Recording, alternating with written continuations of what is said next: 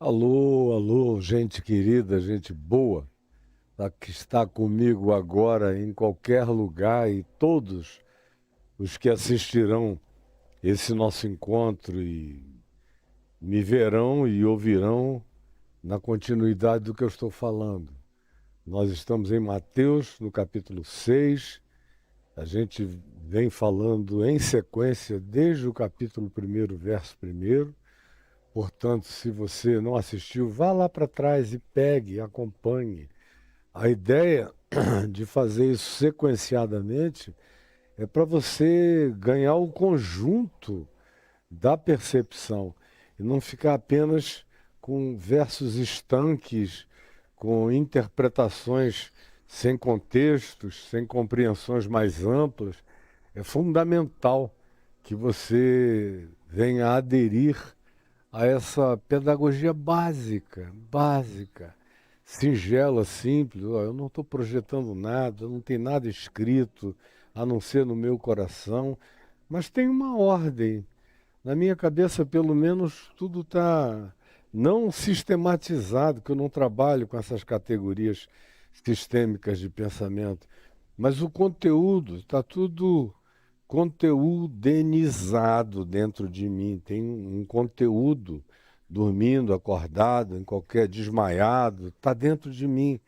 O que existe em mim, por isso tudo que eu faço vem do que existe em mim, portanto, tem uma característica e uma manifestação de natureza existencial. Existencial.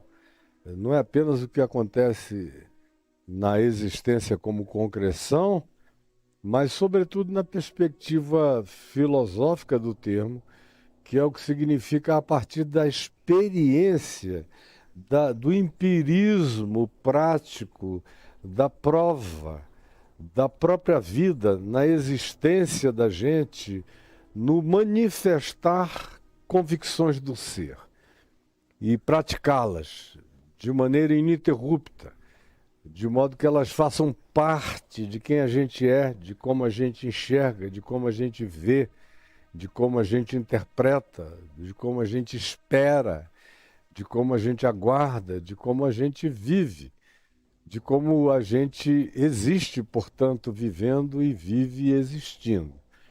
E nós estamos na oração ensinada por Jesus, chamada no cristianismo de Pai Nosso, mas que tem no Pai Nosso, nessa expressão, a introdução.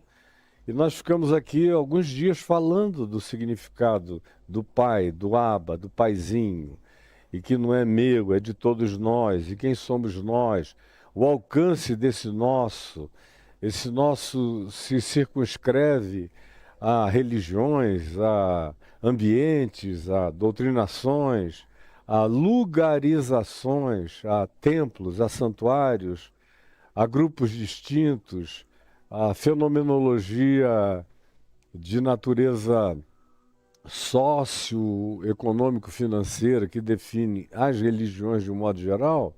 Não. E vocês viram comigo que esse nosso não tem fronteira. Esse nosso só encontra fronteira no não nós. Só tem sua fronteira no anti-outro. Só tem sua fronteira no contra o próximo. Só tem sua fronteira no anti-vida. Só tem sua fronteira no anticriação, no anticuidado, no anti-amor. É aí que está a fronteira do reino de Deus, porque ele não é o reino do ódio, da indiferença, do descuido, do deixa ser e não estou nem aí. Ele é o contrário, é o reino da nossa participação no projeto definido, estabelecido e manifesto de Deus como vontade revelada. E a vontade revelada de Deus se apresenta de maneira material diante de nós por meio das coisas que foram criadas. Criadas. Tudo que Deus criou é reino. E as coisas que foram criadas, que têm consciência de si, escolhem ou não escolhem o reino de Deus, o reino dos céus. E aí, repetindo mais uma vez a pergunta, o que é isso? Não há diferença entre reino de Deus e reino dos céus. Quando você lê aqui no Novo Testamento, que é onde a palavra a expressão é sobretudo marcada e cunhada, você aí vê, por exemplo, mencionada por Daniel, naquele dia então os santos receberão o reino, mas ainda é uma elaboração incipiente que está começando a se formar na consciência daquele povo nos tempos do cativeiro em Babilônia. Mas ela se desenvolveu bem mais depois, como processo de ansiedade existencial, teológica, de busca. Os vários grupos que viveram naquele período depois da volta do exílio em Babilônia, medos, persas, e voltaram para a terra de Israel, ou Palestina, como se chamava geralmente naqueles dias, especialmente depois dos dias dos romanos, dos gregos e dos romanos. Então, a palavra, a expressão reino de Deus e reino dos céus começou a crescer na consciência de muita gente, essa expectação. E veio João Batista, que deu ênfase enorme. A grande mensagem de João Batista era: arrependei-vos e convertei-vos, porque o reino de Deus está próximo. Aí vem Jesus e diz: o reino de Deus chegou, o reino de Deus está à mão, está à mão, está ao alcance, está aqui, porque ele era a expressão do reino, a densidade do reino, a concreção do reino, a encarnação do reino. Se a gente quiser saber qual o significado do reino de Deus, olhe para Jesus, como de resto tudo mais. Quem quiser saber tudo que Jesus ensina, olhe para Jesus, que ele é a encarnação de tudo que ele ensina. Quem quiser saber o que é palavra de Deus, olhe para Jesus, porque ele é o verbo encarnado. Quem quiser saber como lidar com o reino de Deus, olhe para Jesus e veja como ele lidar com as oposições à vida, a tirania, o despotismo, o engano, a maledicência, a perversidade, a hipocrisia. E também veja como ele lida com a espontaneidade, com a sinceridade, com a resposta ao amor, com a gratidão, com a pureza que se entregava sem nenhum tipo de censura, de autocensura, mas se abria por inteiro. Veja os modos, os gestos, as interpretações de Jesus, você vai entender o que é ser reino de Deus, o que é viver reino de Deus, o que é experimentar o reino de Deus. Você vê tudo isso em Jesus. Jesus é tudo o que me interessa saber sobre Deus. Como ele mesmo disse a um dos discípulos, a Filipe: há tanto tempo eu estou com vocês. E olha, 3 anos e 3 ou 6 meses para Jesus naquele convívio era muito tempo. Há tanto tempo eu estou com vocês, porque é nesse convívio, no meio de tanta besteira, que esses caras ouvem, mas aí tropeçam no que acabaram de ouvir. Dizem na vida tudo que acabaram de aprender, que Jesus exclama, suspira, dizendo: até quando estarei convosco e até quando eu vos sofrerei? Porque viver no meio da mediocridade, sendo você a manifestação absoluta da luz de tudo, é um sofrimento perene. A cruz que se ergueu na crucificação teve ali o seu presépio de visibilização histórica. Mas a cruz é o andar de Jesus entre nós, é a cruz. É tendo que lidar com o antagonismo, com o ódio, com a raiva, com a inveja, com a dissimulação, com a raiva gratuita. Quanto melhor e mais se faz o bem, mais se granjeia antagonismos, inimizades, suspeições.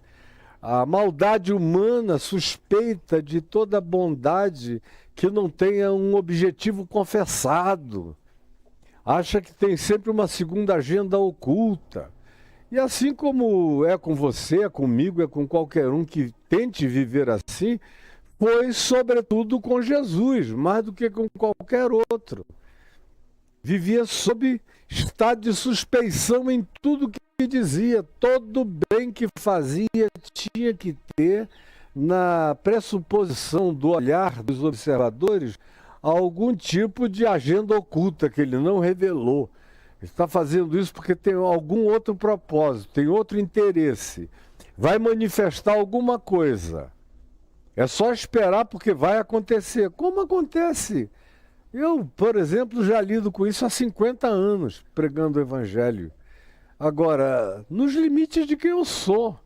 Agora, imagina, se eu que sou um ser relativo, experimento isso com uma abundância chocante durante meio século, imagina o significado da prática absoluta disso, na harmonia absoluta dessa expressão, que foi o que Jesus viveu e manifestou.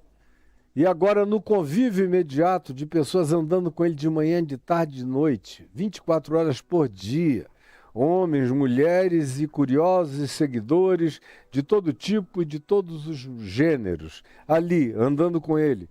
E com os absurdos das tentativas de relativizarem tudo que Jesus dizia o tempo todo. Imagina o cansaço humano, divino, divino, humano dessa experiência de ter que se chafurdar na pequenez, como diz Paulo aos Filipenses, pois ele, sendo Deus e subsistindo em forma de Deus, foi o anti-Satanás. Não julgou como usurpação, que foi a tentativa satânica, ser igual a Deus. Antes, no anti-satanismo, a si mesmo se humilhou, tornando-se em semelhança de homem e reconhecido como uma figura humana. Foi obediente até a morte, morte de cruz, e sofreu a existência, sofreu a humanidade, sofreu as contingências e manifestou no meio da relatividade a plenitude do significado do reino de Deus.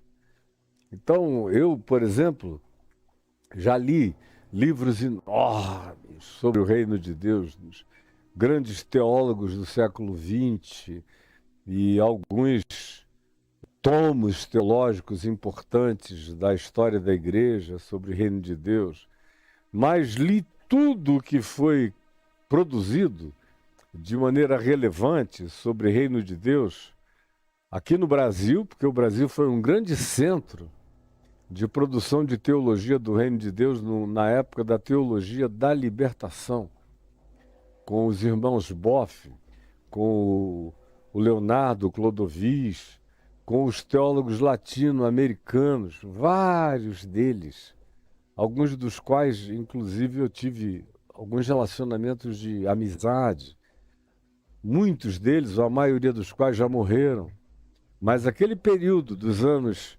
70, 60 de maneira mais silente, 70, 80, até a queda do Muro de Berlim, a grande reflexão teológica, acadêmica brasileira era sobre o reino de Deus e as suas implicações em razão dos aplicativos feitos pela teologia da libertação. Foi o tempo em que o reino de Deus foi reduzido à metodologia marxista-leninista pelos teólogos da libertação, mas houve muita produção rica, independentemente do reducionismo afunilante, interpretativo no aplicativo final, o pressuposto era muito interessante. Do mesmo modo, na Inglaterra, teólogos alemães, todos esses fizeram parte das minhas múltiplas leituras durante muito tempo. Até que essa densidade do entendimento que já estava presente em mim desde muito cedo, de Jesus como a chave hermenêutica, que se instalou em mim devagar, silentemente, gradativamente. Primeiro, quando eu vi a minha mãe dizer para o meu pai, não, esse livro aqui, apontando para a Bíblia que está aqui diante de mim, e esse livro aqui é diferente, você só vai poder ler o início se você ler aqui do fim para o final, de Mateus para frente. Aí você vai entender o início. Ela muito perceptiva, mas de maneira muito simples, sem nenhum engendramento teológico, falou a verdade para ele.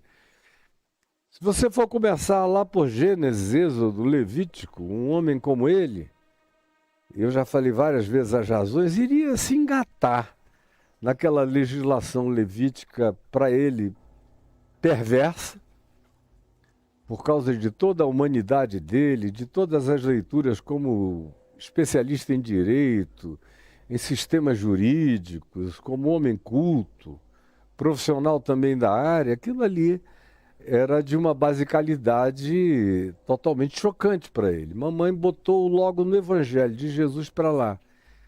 É óbvio que quando eu vi isso aos 13 anos de idade, eu não formei uma compreensão. Mas criou-se em mim um leve entendimento.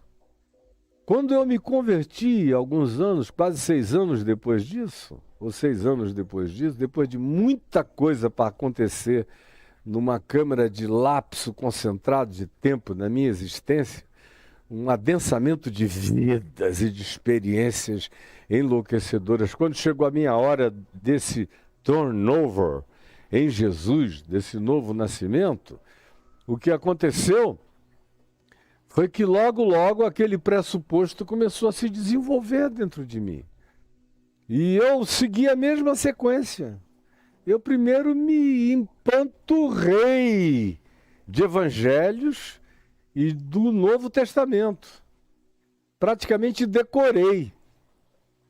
Depois eu fui para os Salmos, para o livro de Gênesis, e naquele tempo havia eu tenho ainda todos os comentários dele, uma sequência de comentários sobre o Pentateuco, que são os 5 primeiros livros da Bíblia, a Torá dos judeus, de um comentarista cuja hermenêutica eu não concordei com ela, logo depois que eu comecei a ampliar os meus horizontes hermenêuticos, de teoria hermenêutica, e ainda bem novinho, com 19 anos, eu passei a discordar do processo, mas eu nunca discordei da piedade interpretativa do homem.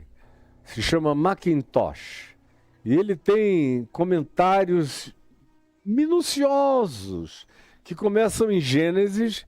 E o que é que tem de bonito no documentário? Conquanto eu acho que ele é extremamente alegorista, tudo vira uma alegoria para alguma coisa, e o alegorismo não tem limites interpretativos. A partir de uma leitura alegórica, você pode construir o que você quiser, qualquer carro alegórico. Você tem a liberdade poético-alegórico para produzir o que você deseje.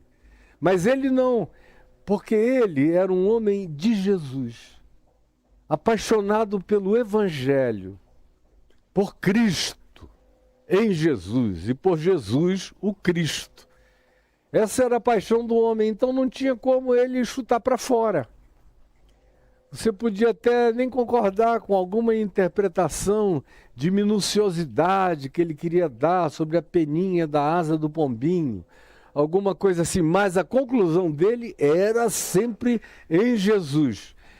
Tudo virava uma analogia de comparação aos feitos de Jesus, aos atos de Jesus, às palavras de Jesus. Então, a cristocentricidade do Mackintosh, conquanto eu logo tenha reconhecido a falta de academia hermenêutica na interpretação dele, mas sobejava piedade, sobejava devocionalidade rica e correta não em relação à interpretação do texto, mas ao conteúdo declarado do significado de Jesus para a vida.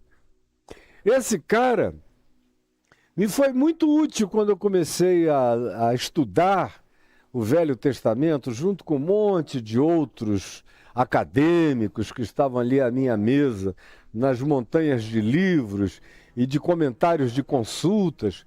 Tinha a leitura do Macintosh, que eu fazia sempre por uma questão de devoção pessoal.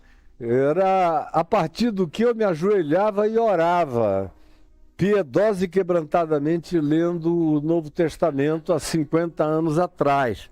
E acho que durante uns 3 ou 4 anos eu li toda a coleção do Macintosh mais de uma vez.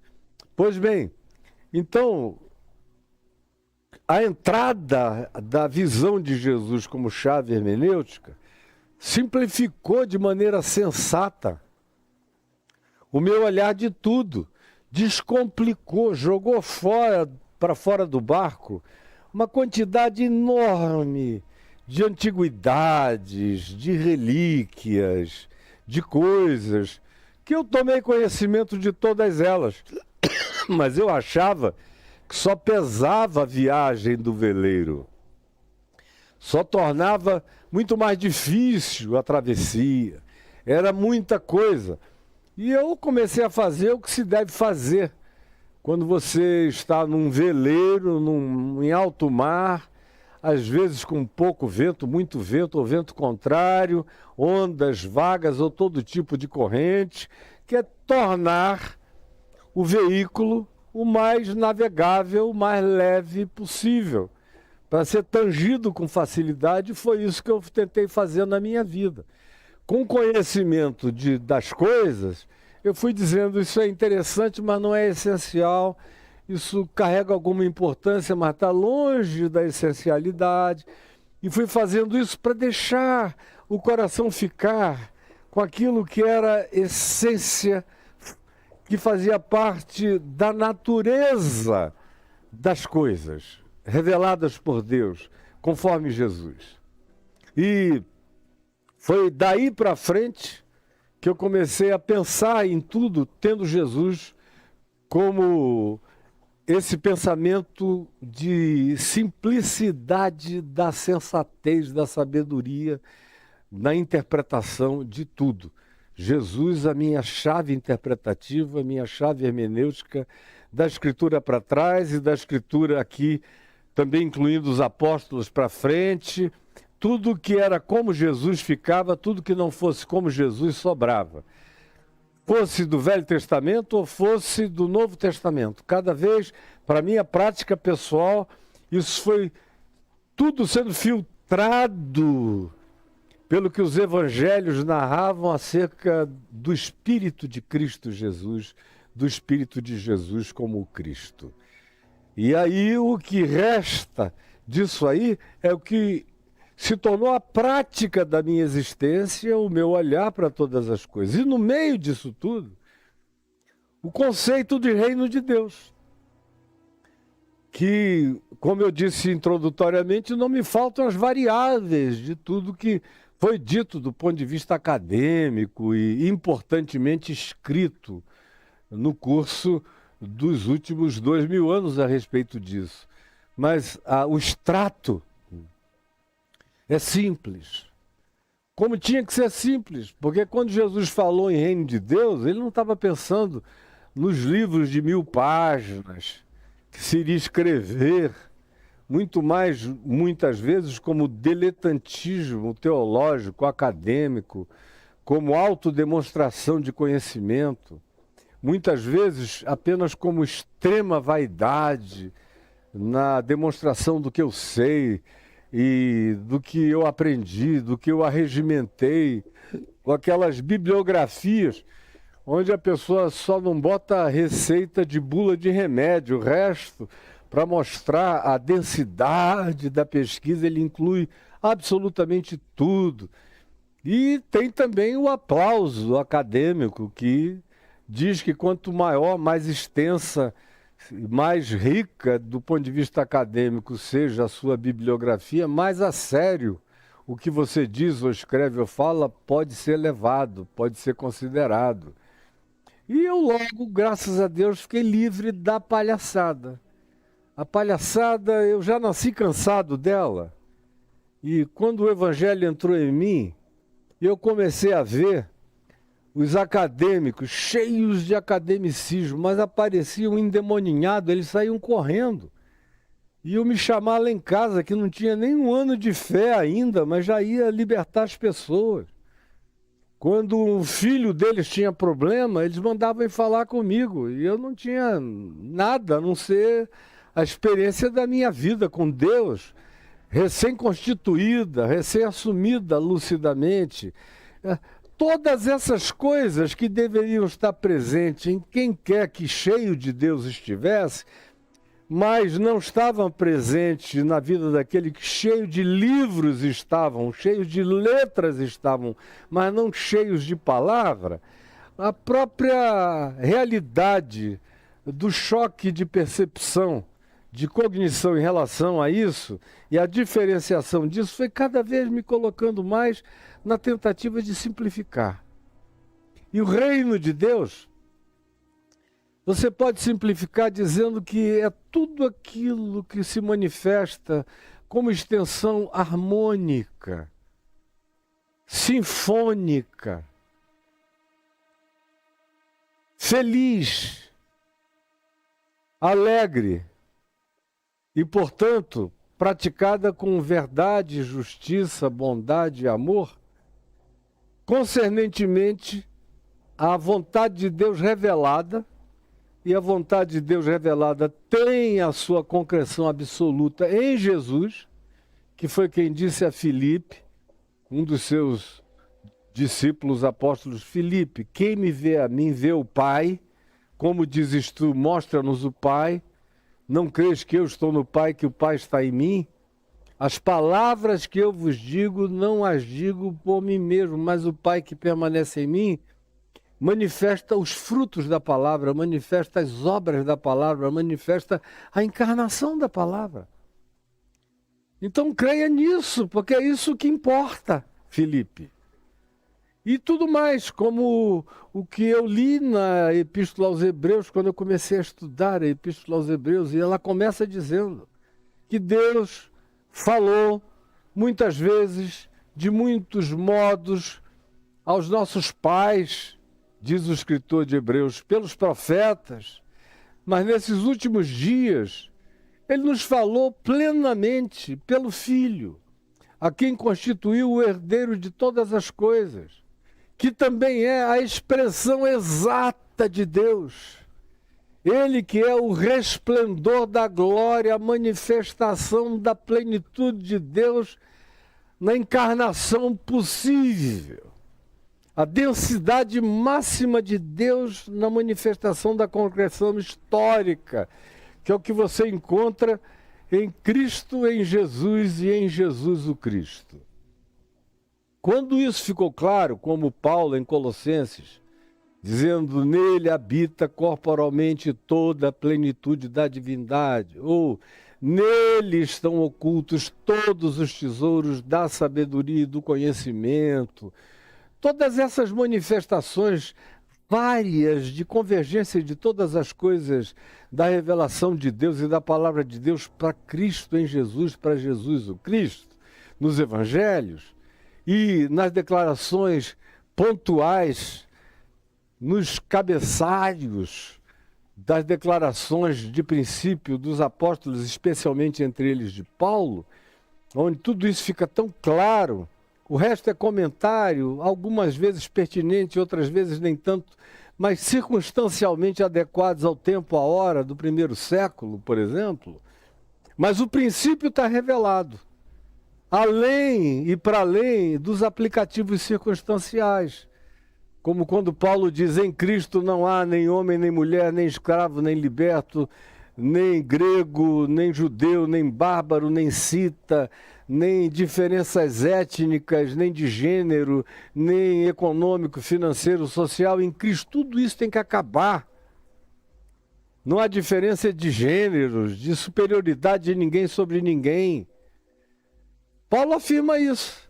Embora depois ele, falando como um judeu a judeus e falando como um homem que viveu entre os gentios aos gentios, ele busca uma média ponderada de diminuição dos agravos que eram praticados, porque a escravidão estava presente, a dominação do amo, dono de escravos, estava lá, a superioridade machista, chauvinista, patriarcal dos homens sobre as mulheres estava presente não só no judaísmo, mas no mundo à volta, como tem estado ainda até os dias de hoje, apesar de todo o discurso, mas na prática a gente ainda vê até nas bases salariais as diferenciações diversas, por mais evoluído que seja a proposta constitucional.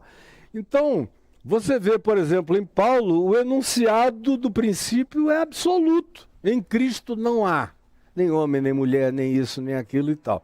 Embora no cotidiano dele houvesse, aí ele tenta diminuir as implicações do peso.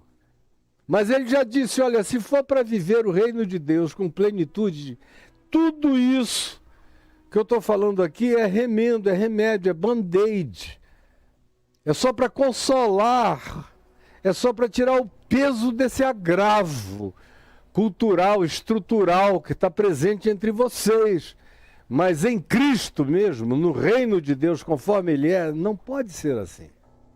E, portanto, se no reino de Deus não pode ser assim, Paulo se oferecia como exemplo do reino de Deus. Ele não tinha escravos, ele não tinha criados, ele não tinha servos, ele tinha amigos, cooperadores, pessoas que andavam com ele não fazia diferença entre homem e mulher. Ele tem um casal de amigos onde notória e nitidamente a pessoa proeminente da relação não é o marido, é a esposa. Não é Áquila, é Priscila, que é a figurinha mais importante daquele casal na vida de Paulo. E assim, quando você lê as entrelinhas de tudo que ele diz, você vê a importância enorme que ele dá a algumas mulheres das suas cartas, como você vê também na conclusão da epístola chamada aos Romanos, que ele escreveu, no capítulo 16, a quantidade enorme de mulheres que ele inclui entre apóstolos que estavam em Cristo antes dele. E gente da parentela dele, gente de outro nível, gente de outras etnias. Aliás, é um pupurri de pessoas e uma mistura, um blending de etnias enorme que a gente lê em Romanos 16, quando Paulo diz para quem ele estava escrevendo aquela epístola que nós todos temos aqui na mão. Então, a súmula e a síntese, o reino de Deus é onde a justiça do reino de Deus, que não tem a ver com justicismo, não tem a ver com legalismo, de nenhuma natureza e nem de nenhum nível. A justiça do reino de Deus tem a ver com o ensino do Evangelho.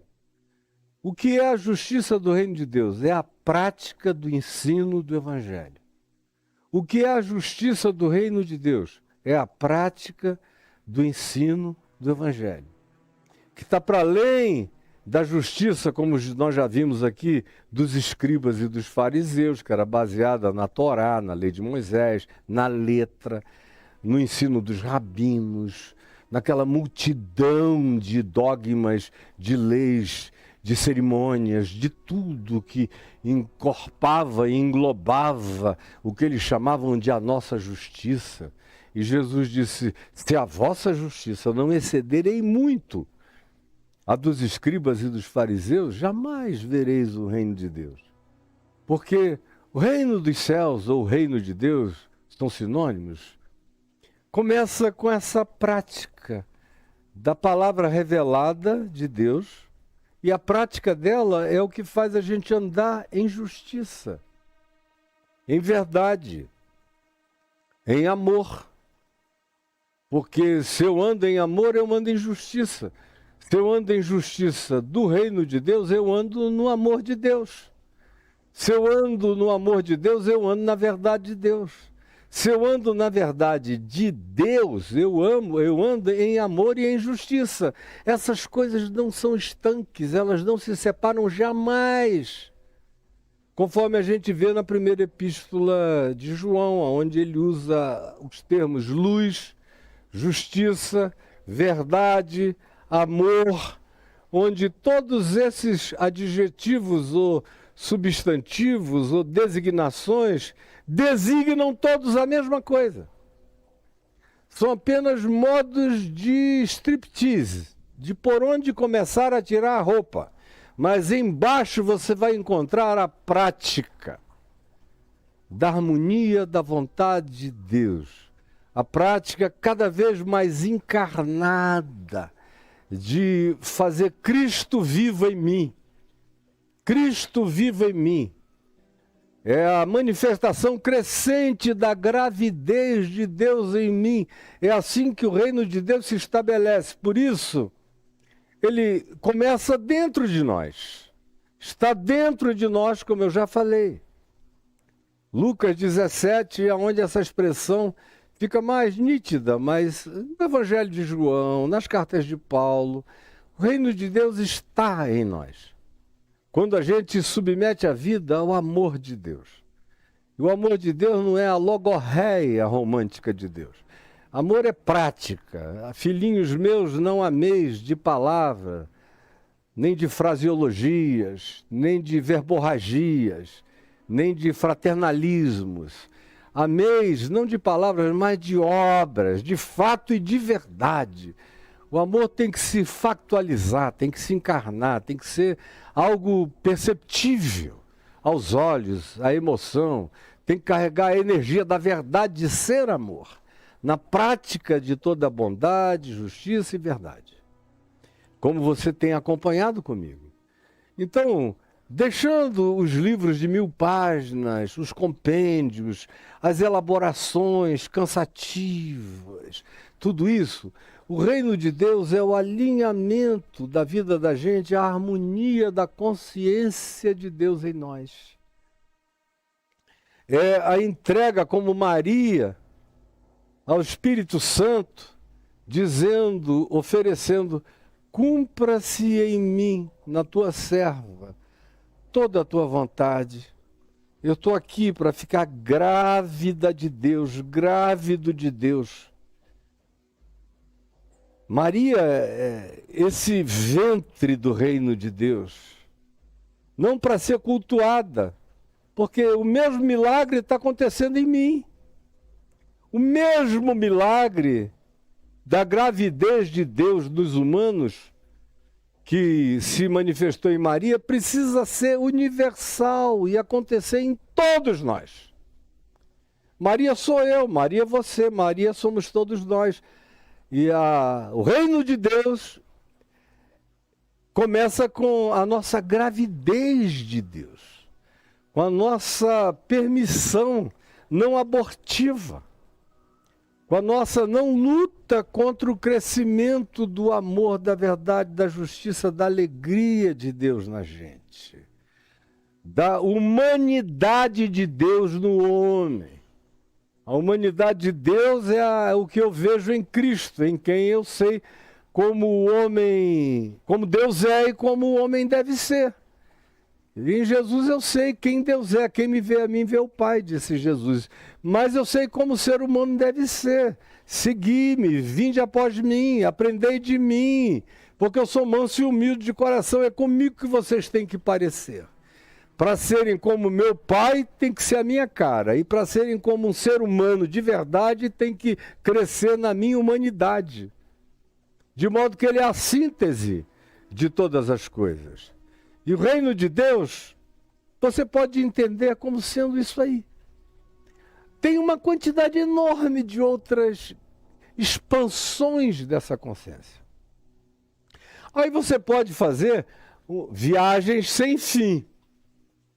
Mas eu não estou falando para você, na NASA, para quem o reino de Deus está sendo procurado pelo telescópio James Webb. Também é uma exploração do reino de Deus. Uma exploração do reino factível de estudo, concreto, universal, material, energético, espaço-temporal ou atemporal do reino de Deus, como nos fenômenos da mecânica quântica, onde espaço-tempo ganham sua total relatividade.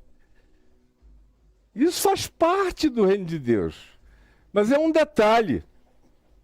Ou, trazendo das fronteiras dos cosmos e dos universos para o planetinha, e aqui para a ambiência socioeconômica, aonde quer que você veja uma sociedade mais justa, com mais interesse na prática da justiça, da igualdade, da distribuição de bens, da diminuição dos gaps de gênero, começando entre homem e mulher em qualquer outro nível, aonde você vê busca de igualdade étnica, não se havendo importância com cor de pele, nem com origem, nem com DNA, nem com todas essas bobagens tratadas como muralhas de separação entre nós.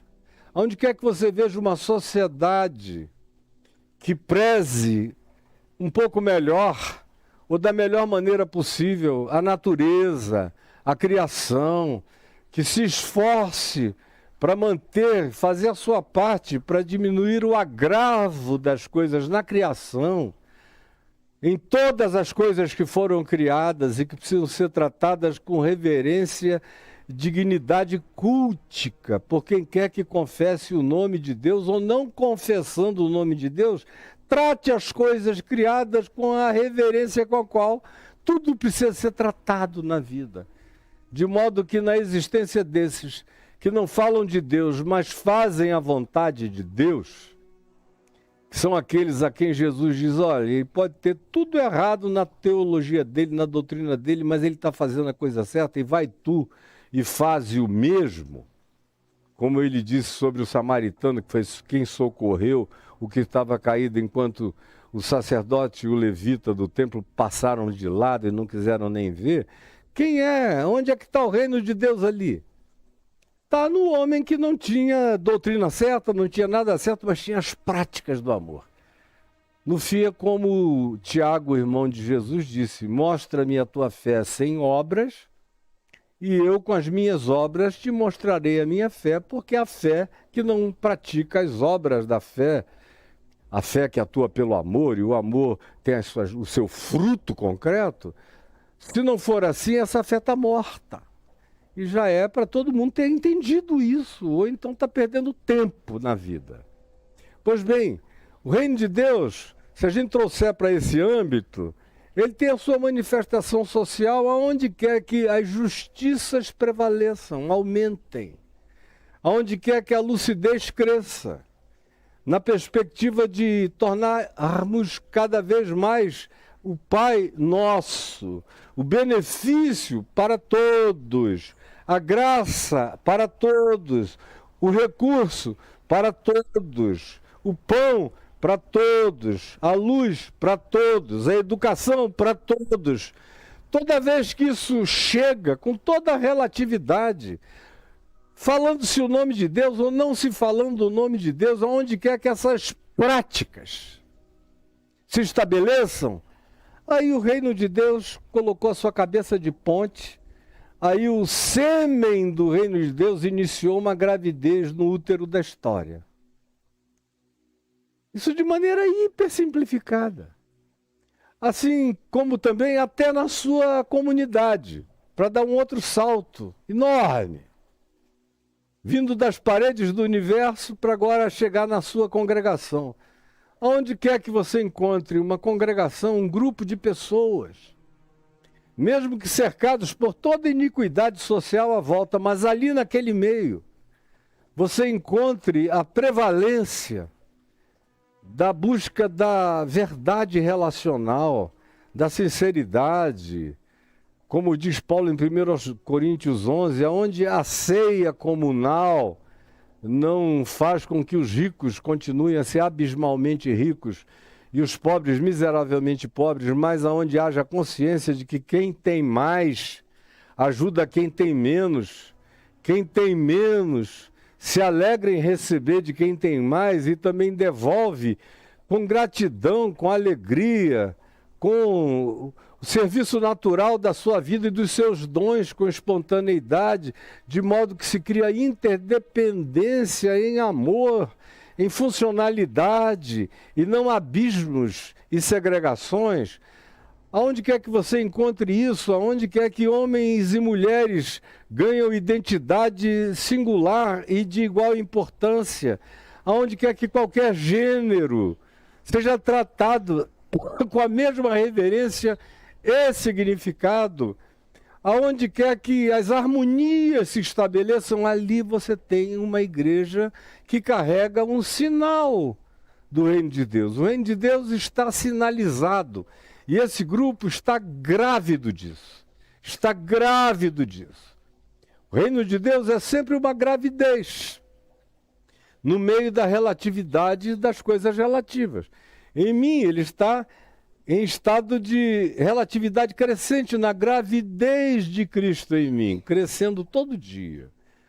Assim também, tanto mais quanto eu no universo descubra a beleza, o entranhamento, o diálogo, a sinfonia, a harmonia, os entrelaçamentos de todas as naturezas, a comunicação de toda a criação, o cântico universal, mas eu vou entrando numa dimensão cósmica do reino, e tanto mais quanto eu escolha, por exemplo, candidatos à representação política, à representação social, ou à implementação de legislações, ou juízes, onde quer que eu possa escolher numa sociedade democrática, ou preferir em qualquer sociedade, em qualquer ambiente, como escolha do meu ser e divulgação das minhas convicções, o que seja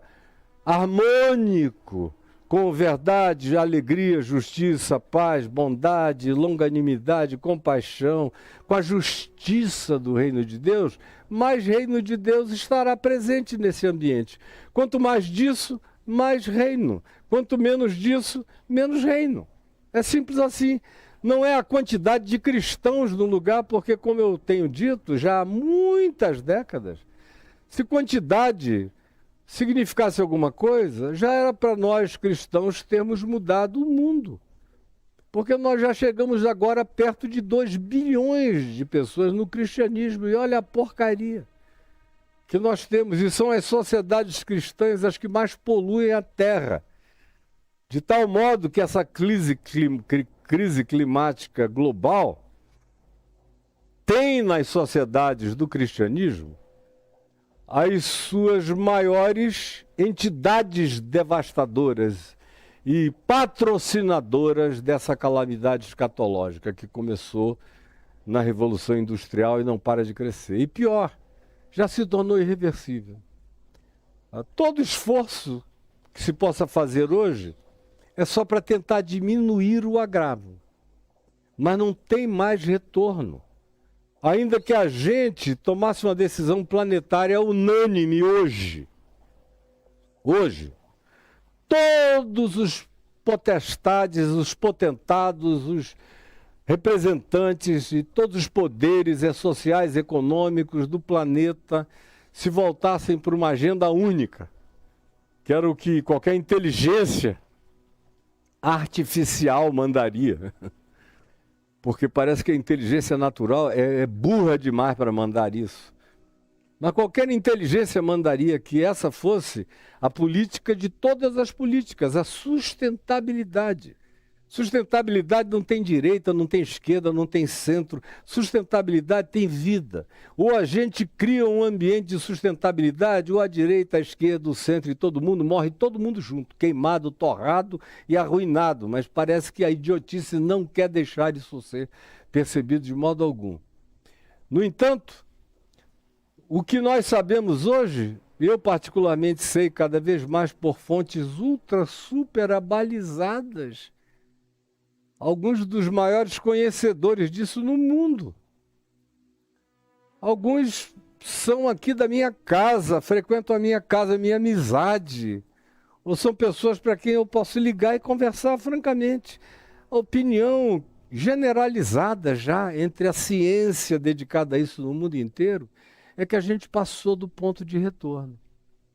O que a gente pode agora é diminuir o agravo. Não deixar que a temperatura siga num nível que vai tostar a gente mesmo. Todo mundo com câncer de pele, os animais, os humanos, todo mundo, a natureza gemindo mais do que agora, gritando, esfolegando, os oceanos esquentando, os rios secando, uma miséria. Um apocalipse realizado pela maldade humana na sua ganância imparável de ter e continuar tendo. E ontem mesmo a gente estava conversando aqui em casa com um dos nossos filhos, que é um expert nisso e que viaja pelo mundo inteiro há anos, tratando desse assunto nos principais fóruns planetários. E como semana passada com outro amigo, como antes disso com outro amigo, antes disso com uma amiga muito querida, a opinião é a mesma. Não, a gente passou do ponto de retorno. Agora a gente só pode diminuir, a gente está tentando diminuir as labaredas do incêndio. Mas o incêndio, mesmo que a gente botasse todo o recurso agora, primeiro não é possível porque o pessoal só quer sair bem na foto. Mesmo os países mais desenvolvidos querem só sair bem na foto. Todo mundo adota as copies para sair bem na foto. Mas na hora de meter a mão no bolso e tomar as iniciativas, nem os políticos, nem os industriais, nem os empresários, nem os comerciantes, nem os detentores do poder financeiro, econômico, ninguém quer fazer nada demais. Querem botar a gorjeta lá. Querem fazer de conta, é uma colaboração ao gasofilácio apocalíptico da nossa hipocrisia ecológica, é só isso. Para sair na foto, enquanto a foto vai ficando tostada, torrada. E por que isso está acontecendo? Porque não tem reino de Deus no coração das pessoas. Essa oração, Pai Nosso, de todos nós, de toda a terra, de todos os humanos, que estás sobre todas as dimensões, santificado, separado de toda e qualquer maldade, ideologia, perversidade, ou confundido com qualquer das nossas relatividades, desconfundido, desmisturada, seja a manifestação de quem tu és, para que a gente não perca a noção de quem nós devemos ser. Santificado seja o teu nome. O nome não é o nomezinho, nome, Jesus, Yoshua, Yahvé, El. Não, isso aí é letra. O nome é o caráter de Deus. O nome é a pessoa de Deus. O nome é a certeza da vontade de Deus manifesta como amor, verdade, justiça e bondade e etc. relacionado a isso tudo. Esse é o nome. Porque não adianta você dizer Senhor, Senhor e chamar esse nome e não praticar o reino, porque ao final ele vai dizer eu nunca te conheci, não sei quem é você. É infinitamente mais importante a pessoa nem saber o nome, nem da informação, mas praticar essa vontade de Deus, acerca da qual Jesus pode dizer, vai tu e imita aquele cara lá, porque ele está fazendo a vontade de Deus ao invés de ficar discursando sobre ela, vai tu e faz o mesmo. Isso é que é fundamental e é isso que a gente não tem. Sobra nos discursos lindos, frases maravilhosas, mas o reino, a prática dele, não está presente, não está santificada. O nome, que é um conteúdo, não é um apelido de Deus, é o que Deus revela de si para ser abraçado, praticado com amor, com devoção, com santificação, não está presente entre nós. Quando se diz aqui, quando Jesus manda que a gente diga venha, é porque isso não nasce da terra entre nós, não brota do nada. Isso é manifestação de Deus. E essa manifestação de Deus cai todo dia sobre o coração de todos os homens. Os que sabem e os que não sabem. Mas eles sonham com isso, eles têm pesadelo acerca disso, eles se apavoram com isto. Ou alguns se inebriam e desejam ver-se na sua vida o que eles conseguem fazer. Mas é universal. Está presente na Terra, independentemente de corporificações religiosas ou ideológicas ou não. Tem gente boa de Deus, tem trigo e tem joio. Na face da terra toda, estão misturados. Agora, Jesus disse que o grande problema do reino seria a multiplicação da iniquidade na terra. Que quanto mais a iniquidade se multiplicasse, quanto mais a iniquidade, a falta de equidade, a falta de justiça, a disparidade, o abismo, o gap fossem naturalizados por nós, quanto mais a gente dissesse, infelizmente o mundo é assim mesmo. Uns nascem podendo e os outros nascem para não poder. Quem pode, pode cada vez mais. Quem não pode, vai se danar. E o que é que eu posso fazer a respeito? Eu estou fazendo o que eu posso por mim. E espero que alguns se estribem no meu exemplo e melhorem pelo seu próprio esforço, porque eu não vou estender a mão para lugar nenhum. As duas mãos que eu tenho é para abraçar o que eu consigo segurar. No máximo eu compartilho e abraço a minha família junto, na melhor das hipóteses. Quanto ao mais, não é algo que tem a ver comigo, não me diz respeito. E é o que os melhores entre nós ainda pensam, mas a naturalização da iniquidade mata a manifestação do reino. Vai matando todo dia. Ela vai crescendo, ela vai se multiplicando, aí você começa a ouvir o absurdo. Você lê nesses comentários de posts na internet, você vê como os cristãos estão endiabrados, possessos de espíritos malignos, de espírito de ódio. E aí você vê até os que vêm defender. Aí dizer, não é porque essa pessoa está muito isso, está muito aquilo. Você precisa compreender, Caio. Eu compreendo bilhões de vezes mais do que você, garoto ou garota. Mas não tem desculpa. Amor não precisa de educação formal. Amor sabe tratar. Amor sabe tratar. A leoa sabe tratar o seu leãozinho. A tigresa sabe tratar os seus tigrezinhos. A cabra montanhesa sabe tratar os seus cabritinhos. A ovelha sabe tratar das suas ovelhinhas. Os pinguins sabem tratar da sua cria.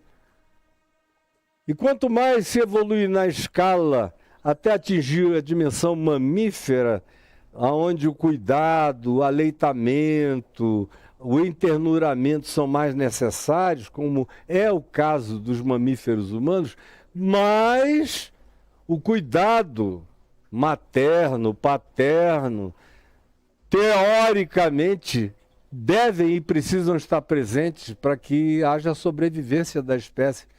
Mas até isso está morrendo entre nós todo dia. O cara engravida uma mulher e dá as costas, vai embora e não quer nem saber. Isso é problema dela. O máximo que eu mando é um pix para ajudar no aborto, nem olhar para trás. E a gente vai naturalizando esse modo de ser, de existir, de viver, e vai matando o reino. Vai apagando o espírito. A naturalização da perversidade é a